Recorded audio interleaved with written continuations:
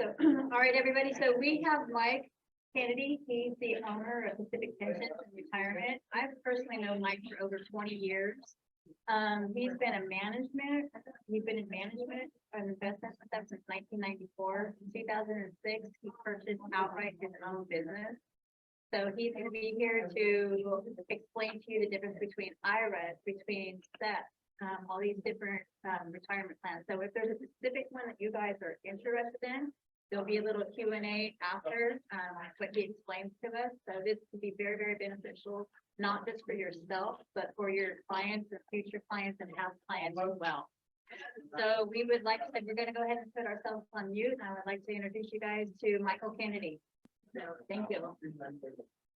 Thanks, Jody. Appreciate it. Good morning, everybody, or well, almost good afternoon, everybody. As Jody said, I'm the owner of Pacific Pension and Benefit Services here in Antioch.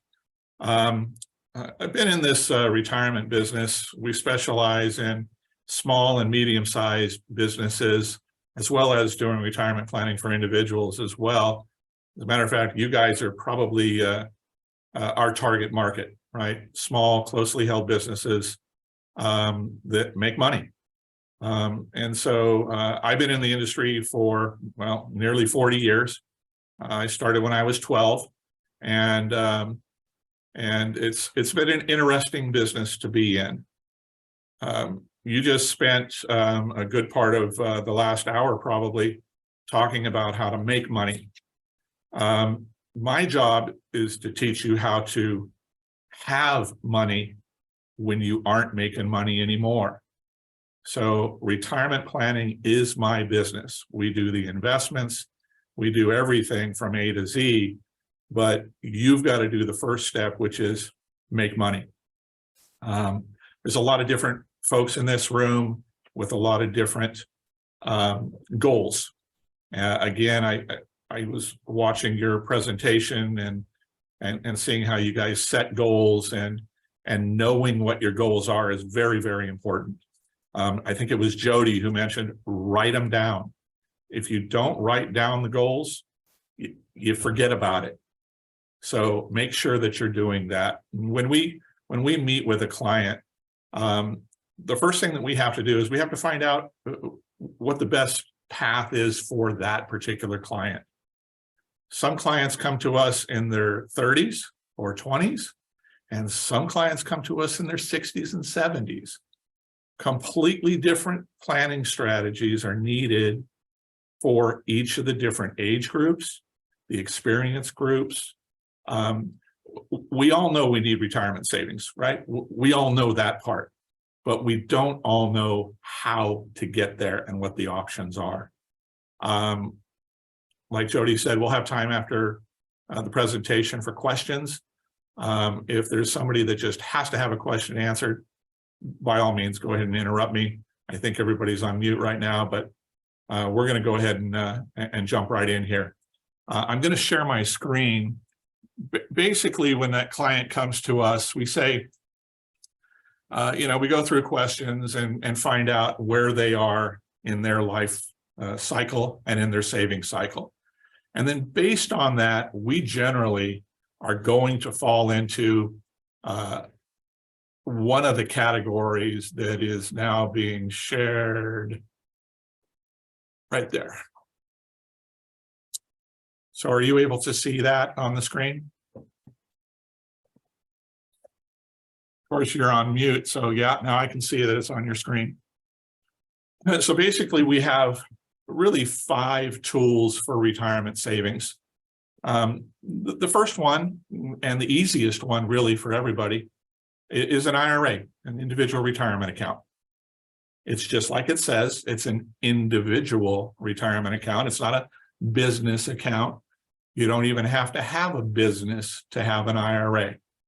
IRAs are fine. And, for folks that are starting out in the business and don't have predictable profits, IRAs can be, very beneficial. For those of us and you who do want to put away significant sums of money, the IRA just isn't going to do it. The IRA's maximum is $6,000 a year in contributions. $7,000 a year if you're 50 plus like I am. Sure, it's tax deductible, and that's all good. But one of the downsides to an IRA is it is not protected from creditors. Not to say that any of you are ever going to be in trouble with creditors. Don't want to imply that. But that lack of protection tends to be one of the most important things that my business owners refer to. So an IRA can be attached by any of your debtors, creditors, including, by the way, the IRS. So IRAs are fine. Put away that $7,000 a year. You'll invest it in whatever you choose to invest it, whatever your broker or investment advisor gives you. But it's $7,000 a year. Quite frankly, $7,000 a year isn't going to be enough to put away for your retirement. You basically need to be saving at least 10% of your income in order to, for 30 years, in order to retire at that same income level when you retire. So that's just a rule of thumb.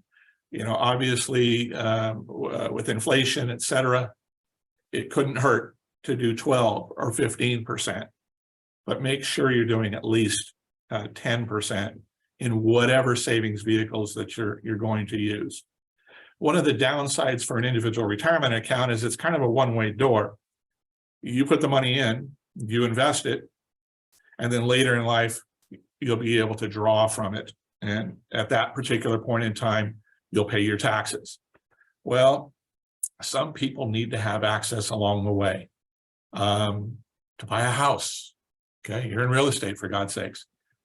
Those are reasons that people need to get access to their funds. If you've made that deposit to an IRA and then you take that money back out, you're going to have to pay taxes. And guess what? If you're not 59 and a half, you're also going to pay a 10% income tax penalty. So not very friendly for being able to access your funds during your lifetime.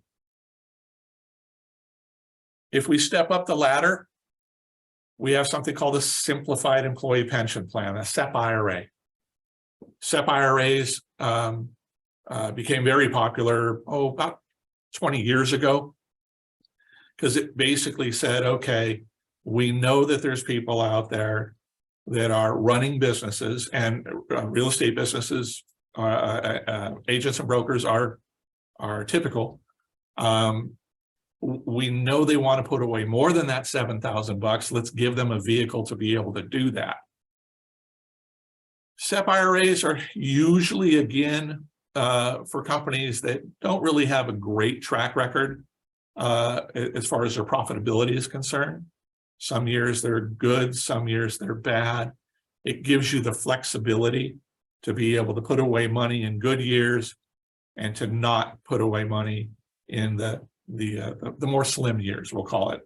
So if your business is erratic, if you're a new business just getting started, the SEP IRA could be the thing for you. Everything is based on compensation for SEP IRAs. So if you make $100,000 of net compensation, you could put away $25,000, and that would be the most that you could put away. Not saying that that's not a lot of money. I'm just saying it's all about your net compensation. Well, a lot of us like to have lower compensation, so we pay lower taxes and we get creative. Again, with a SEP IRA, it's based on that net compensation after all your expenses, after any employee salaries, if you have employees. Some of you may, some of you may not. This whole talk is going to be suitable for anybody, whether you have employees or not. $61,000 a year. That's the maximum contribution. Well, that means you'd have to be making somewhere around $300,000 to be able to put away that $61,000. And again, an awful lot of us aren't at that level. and good for you if you are, but the SEP IRA is available. Again, not protected from creditors, fully tax deductible. So we like that part of everything. But again, it is an IRA. And an IRA is limiting your access to funds. So you can't borrow from it. Anything that you take out of a SEP IRA, you've got to pay taxes. And again, 59.5. If you're not 59.5, you'll have to pay the penalty taxes as well. Okay. The next three options or types of plans are really what we deal with primarily. Not that we don't have IRAs and SEPs, but we have a lot more what we call profit sharing plans. Okay. And a profit sharing plan is what we call a qualified plan. It is adopted by the business. You have to have an ongoing business in order to have a profit sharing plan. It is great for real estate agents and brokers. Okay. Again, because you guys tend to have unpredictable profits, unpredictable years, profit sharing tends to be a real good alternative to the SEP IRA. The limits are the same as the SEP IRA, but the advantages with profit sharing plans, you can get access to your funds, either by borrowing from your own account or through what are called hardship withdrawal provisions. And the borrowing can be pretty advantageous. You can borrow up to $50,000 from your plan, and you have to pay it back. So you don't have taxes or penalties to pay because you're paying that loan back. And whatever interest you pay goes back to you. Doesn't go to a bank. It doesn't go to the S&L. Doesn't go to the private lender. That full interest payment goes back into your account. So it's actually an investment of the plan itself. Again, contributions based on compensation. So if you want to be able to put away that 61 grand, you got to be making, like I said, close to 300,000 to be able to do that. Okay. And some people, like I said, are hitting those numbers, and that's fantastic. For those of us that aren't necessarily hitting those numbers, or maybe we hit them once in a while, the profit sharing plan can be a good alternative. Once we get the IRS involved in what's called a qualified plan, we have to have an actual plan document. And so we have to start paying fees to an administration firm to provide you a plan document. It's going to be $850 to $1,600 or so to install the plan. And the difference between that is whether you're a sole proprietor or whether you have employees. So if you're a sole proprietor, you're going to be paying about $850 to have this plan installed. It has an IRS determination letter. It has to have a tax return done every year. And so you're going to pay fees every year to have that done. $850 if you're a sole proprietor, somewhere in the $2,000 range if you actually have employees. You, by the way, are an employee, just so you know, of your own business. So not only are you the owner, but you are the employee as well. All of these contributions that get made are fully tax deductible. So at the end of the year, for example, here, Pacific Pensions, at the end of the year, I look at my profitability or lack of, and I decide whether I'm going to make a contribution for me and my employees. And I make that contribution or I don't make that contribution. It's fully flexible. I don't have to do it. Obviously, my employees love it when I do. I love it when I do because that means I was profitable and able to put money away. And again, profit sharing plans, big advantage is the protection from creditors. Nobody can get to your money inside a qualified plan. including, by the way, the Internal Revenue Service. So it's very, very well protected. It's sacred as far as the U.S. government is concerned. These plans are sacred plans. And so nobody's going to be able to pierce that veil if they were to sue you, sue your company. These assets would be protected. Again, the profit sharing plan is a good alternative to the SEP if you want that protection from creditors and you want access through the loans or what are called hardship withdrawals. I'm not going to go through and get too technical on the hardship stuff, but if you wanted to buy your primary residence, had major medical or major educational expenses, you could actually take a withdrawal from your profit sharing plan in order to do that. Okay. So those are three that we have going on, two of them being IRAs and one of them being what's called the qualified plan. And profit sharing plans have been around for 70 years. So they've been out there, and that's what our parents and grandparents might have. And maybe some of you have a profit sharing plan at some point as well. Then the IRS came up with another little goodie for us, and that's called 401k. And 401k allows not only the business to make a contribution, but the individual participant or employee to make a contribution. And don't forget, you are employees as well as owners of businesses. And what's good about the 401k is that you as an individual can put up to $20,500 a year into the 401k, $27,000 if you're age 50 plus. So up to $27,000 a year can come out of your pay and go into this plan. If you wanted to put away $27,000 in the profit sharing plan only plan, you would have to make almost $100,000 to do that. In a 401k, if you make $27,000, you can put away $27,000. So profit sharing 401k gives you more planning options. It's what we use in our industry. 401k is by far the most popular plan. Probably 85% of the plans that we administer here at Pacific Pensions are indeed 401k plans.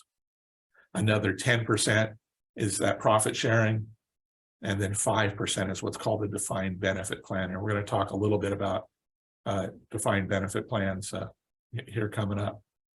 So the employee can make contributions. So if indeed you do have employees other than just yourself, the 401k is going to be the plan you're going to want to install. Yeah, there's going to be fees, right? You're going to have to pay $1,500 because now you're not just a sole proprietor. You're going to have to pay $1,500 to have the 401k, to get the approval letter from the IRS, etc. And you're going to have to do a tax return every year. You don't do it. A TPA does it. A third-party administration firm does it. So we would hook you up with all of that. And those fees are going to run $1,500 to $2,000 a year, fully tax deductible, of course. Again, depending on the number of employees you might have, and what type of plan design that you want to have. Another big plus for the 401k is something called Roth. So Roth is a new-ish term in the retirement industry. About 20 years ago, a senator by the name of Roth put in a plan where you didn't get a tax deduction for the contribution that you made to the IRA. It was a Roth IRA. So you didn't get a tax deduction. And you'd say, well, if I don't get a tax deduction, why do I want this thing? Well, the nice thing about the Roth contribution is it went in after tax. But then later in life, when you take all the money out of the Roth, you've already paid taxes on it. So there is no taxation, including all the earnings. And earnings compounded over 10, 20, 30, 40 years are substantial. And so to be able to get those earnings out tax-free is fantastic. The younger you are, the more likely you should be doing a Roth contribution. You got to step away from the punch bowl of the tax deduction, but long-term, it's a fantastic option for you to have. Company contributions, the profit sharing side of the 401k profit sharing plan, those are not Roth contributions and cannot be. The company is taking a tax deduction.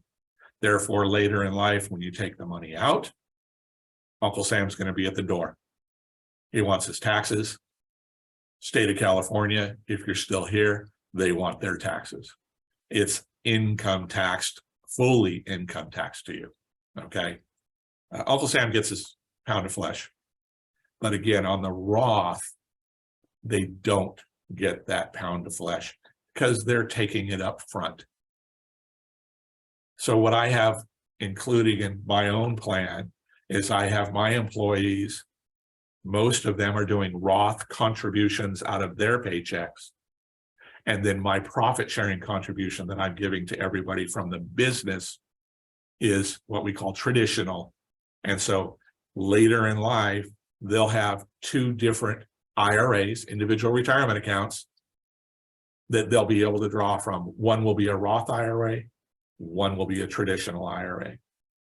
And then depending on what tax bracket you're in, you may want to say, hey, listen, I'm going to take out Roth because I'm in a higher tax bracket right now. I'm making more money than I thought at Walmart. So I'm going to go ahead and take Roth money out. Or if you're in a lower tax bracket, go ahead and take that traditional money out and pay that lower tax bracket. So again, Roth can be a very, very good tool on a planning basis for you, like I said, and or your employees. You do have that same access as far as loans and hardship provisions. You can borrow up to the $50,000 if you have money that you've saved up inside this plan. Now, the IRS puts some limits on that. You can only borrow 50% of what your account balance is. So in order to get a $50,000 maximum loan, you'd have to have $100,000 in the plan. And guess what, folks? It adds up very, very quickly. If you look at it, if we all started when we were in our 20s and continued doing it instead of stopping in our 30s, it's just an early retirement option for you. Money is what it's going to take to retire. Your health insurance costs in retirement are going to be in excess of $250,000 during your lifetime. And oh yeah, no, I'm going to be on Medicare. No. All of the deductibles, all of the co-payments, all of the long-term care expenses, those are going to be on you. So you're going to need more money than you have now, and you're going to need more than you think you're going to ever need. So again, these are tools to be able to put money away. And what's nice about the 401k, remember, if I wanted to put away my full $61,000 in my profit sharing plan, I had to make $300 to be able to do that. Inside the 401k, because I can put 27 out of my own paycheck, I only need to make 150 to be able to get to my $67,000, $67,500 maximum. So it allows you, the 401k bucket that we have allows you to take less in compensation and still fund big amounts. And it still gives us all the flexibility that we had in the profit sharing or the SEP IRA or the IRA. If years are slim, you don't have to put money away. But in the case where you are making money and you do want to put more money away, you've got the flexibility to do that. Fully tax deductible if it's traditional. The Roth, of course, is not traditional. I have a question on that, Mike. Yeah, please. So how you were saying it on years you make less, like right now we're going into that market shift. Do you advise that we sit with you and review what's going on, what changes are going on in our life at the moment so that you can help guide us in what we need to do with money? Absolutely. Yeah, that, you know, I'm not trying to make this an advertisement for Mike Kennedy or Pacific Pensions, but you need to be speaking to somebody who's in this field. Yes. Like you said, you just came through, you know, probably a pretty good boom. Right. And I don't know that we're going to be in a bust period, but we're not going to be in as robust a period for the next year, 18 months, 24 months, who knows? Yeah. So yeah, planning is critical. It really is. And again, the type of plan that we put in play for you will give you the flexibility, you know, to be able to be flexible with your earnings. Okay. Thank you.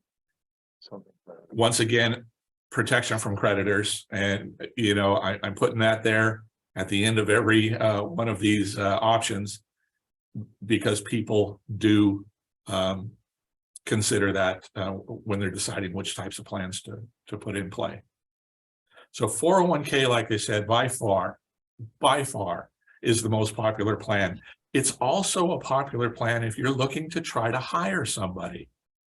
So, you know, the workforce out there is getting, I'm going to use the word picky. That sounds bad, but well, it is. They're getting picky. If you are offering a 401k plan and your competitor isn't, 401k is going to be the tipping point for them as a hiring option and positive. So 401k is not just for the owner. Can be. If you're just a sole proprietor, it's fantastic for a sole proprietor. But if you're going to have employees, it is a very, very good tool to be able to attract and retain good talent. If they're coming from somewhere else that had a 401k and you don't, it gives them pause, right? They're going to want their pound of flesh from you one way or another, either in a contribution, a 401k, or in salary or other benefits. So 401k by far is the most popular plan. Okay. Again, it gets us to that $60,000 of savings. Well, listen, if you can save $60,000, fantastic. Good for you. Most of us can't, but it gives you that flexibility to save from 0 to 67.5. And by the way, these limits change every year for all of these plans. Next year, that 67,500. They just published the new rules. It's going to 73,500. So you've probably heard that Social Security got a 7.5%, 8% bump because of inflation. So do the numbers on these retirement plans get a bump each year or maybe every 2 years, so that limitations continue to ladder up as we go along. Okay. Last plan that we have for some of our clients is what's called a defined benefit pension plan. very similar to the pension plan of old that our parents and grandparents had. Oh, when I retire, I'm going to get $1,112.15 a month for the rest of my life. That's a pension plan. The prior plans, you decided how much you would take out at the end of the rainbow. It's not a per month payment. Defined benefit plans are not for the faint of heart. They are only for well-established business with very predictable profits and income. And the reason for that is that contributions are required every year. Whether you're profitable or not, you have to fund the contribution every single year. It's a requirement. Well, why the heck would I do that? Why would I sign up for something that's required? Well, because the limitations are much, much higher for a defined benefit plan than they are for all other types of plans. I have clients that are putting away $300,000, $400,000, $500,000 a year in their defined benefit pension plans. Yeah, they're making big bucks. And people who make big bucks, guess what? You're selling them houses. People who make big bucks want to have big tax deductions.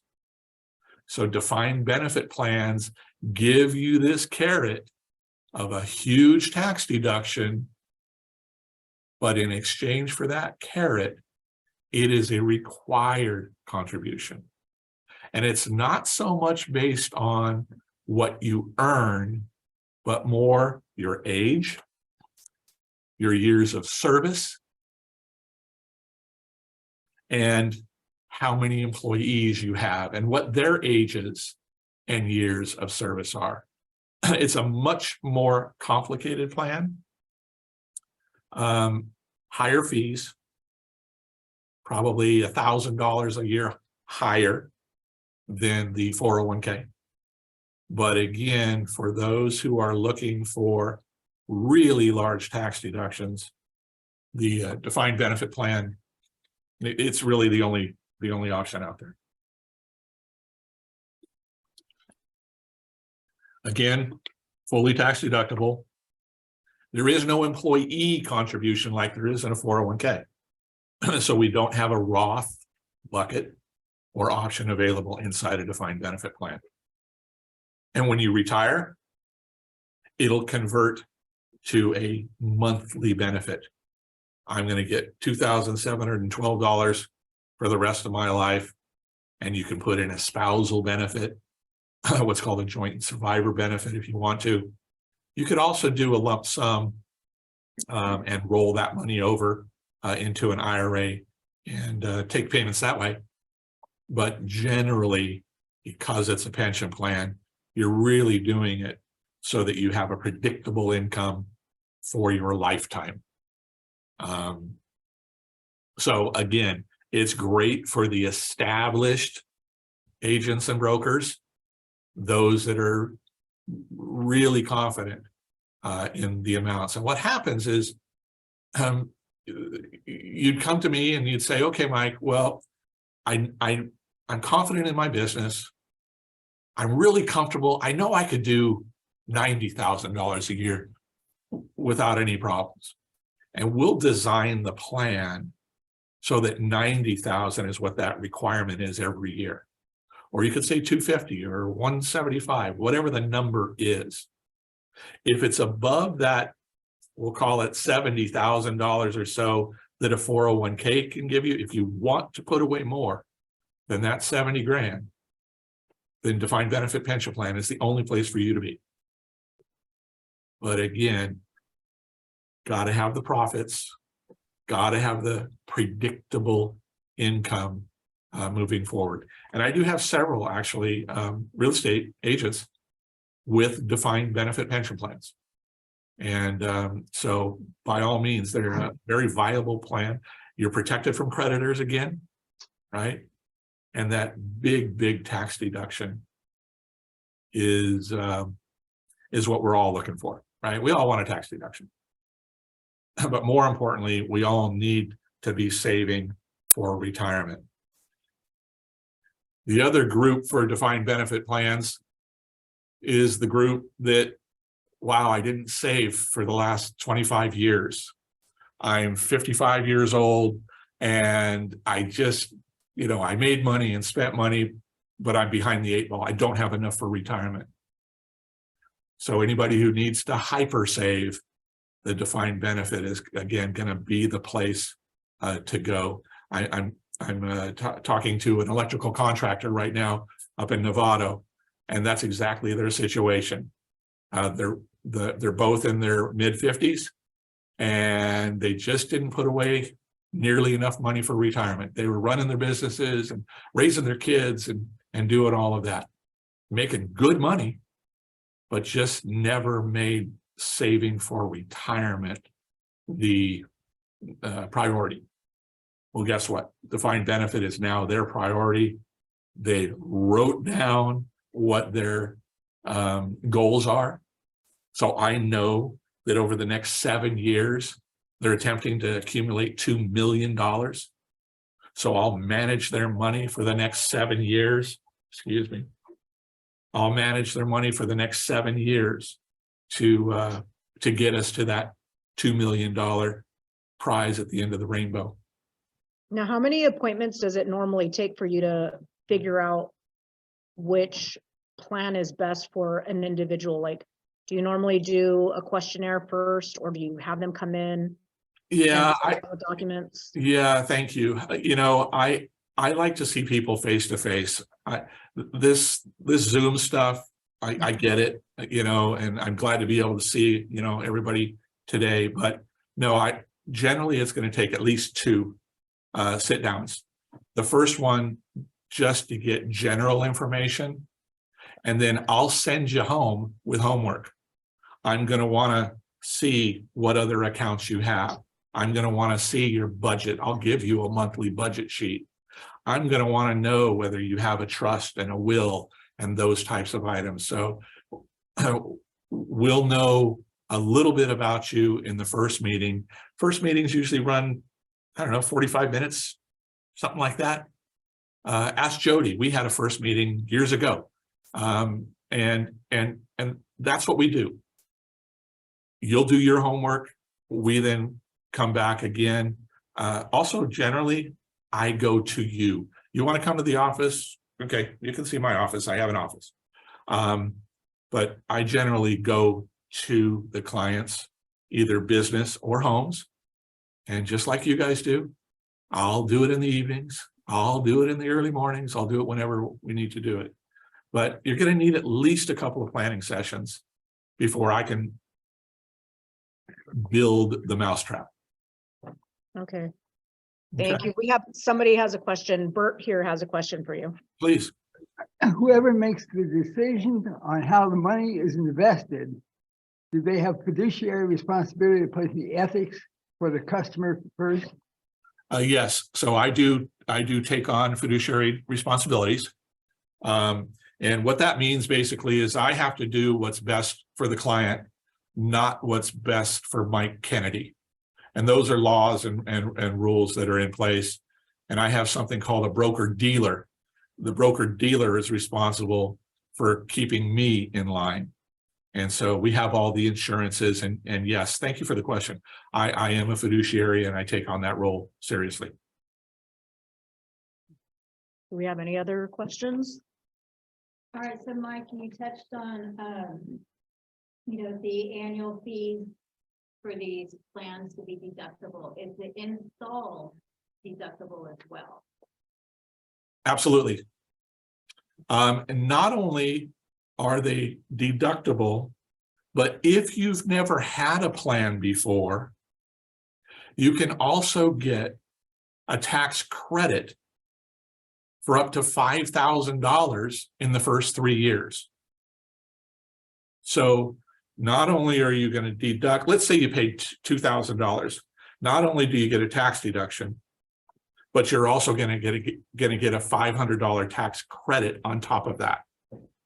So the first 3 years of a plan, very inexpensive. Of course, my marketing hat is on. I say all years it's very inexpensive compared to the value that you're going to get. But the first 3 years of a new plan, the IRS gives us that extra boost. And your accountant, whoever does your taxes, they'll be the ones that file the forms for that. Thank you. We have another question from Andy. Sorry, just one question regarding the Roth IRA. Mhm. What is the maximum income? Because I actually went to a Roth class, set it up, thought it was great because a lot of real estate agents were using money out of their Roth IRA to purchase homes. But then I found out I made too much money. I had to cancel it and pay all these fees. So I ended up kind of losing some money. So what is the annual income for a Roth that you can't go beyond? Yep. If you are single, the maximum amount that you can make is basically $129,000.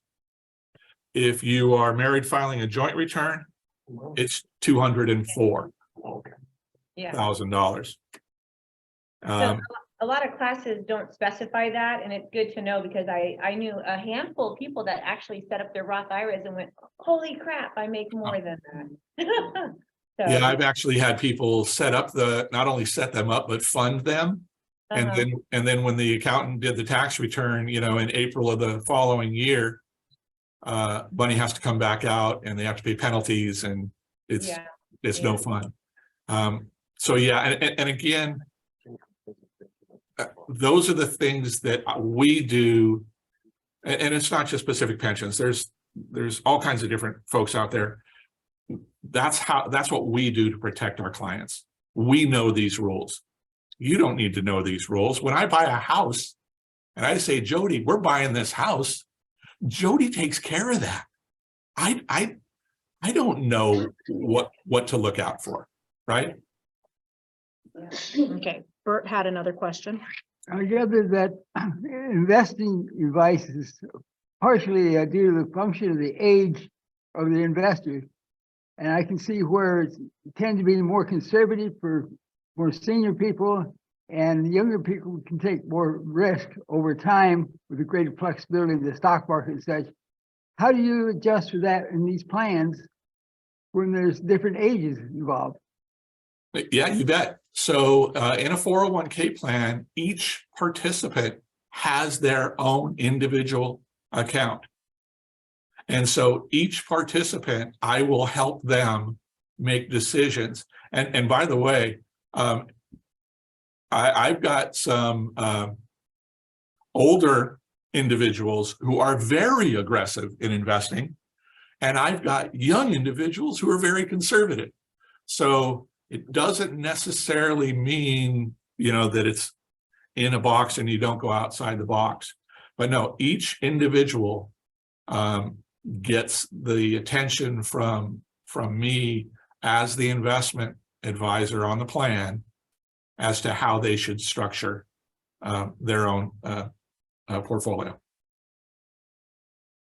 And I can attest to that as Mike being my financial advisor. I'm not always a good student of his, and I will write you a check by the end of the year, Mike.